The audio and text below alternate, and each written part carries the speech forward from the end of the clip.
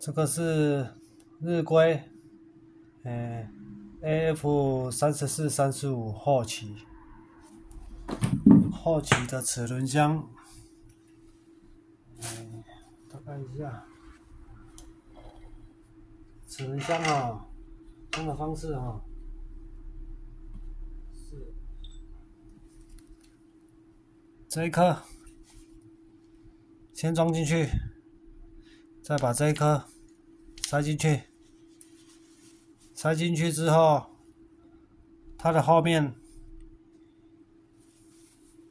有一块塑胶垫圈，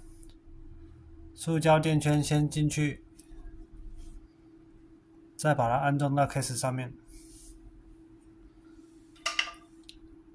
开始塞进去，然后这只后轮爪，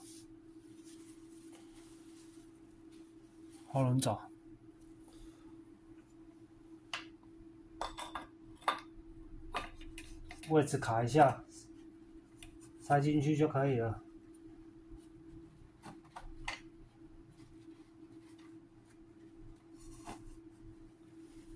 塞进去就可以了。再来垫圈，它有2颗铁垫圈这一颗中心圆比较小的放这边，这一颗中心圆比较大的放这边后轮爪。再来齿轮盖，直接盖上就可以了。瞧一下，转一下，是不是顺畅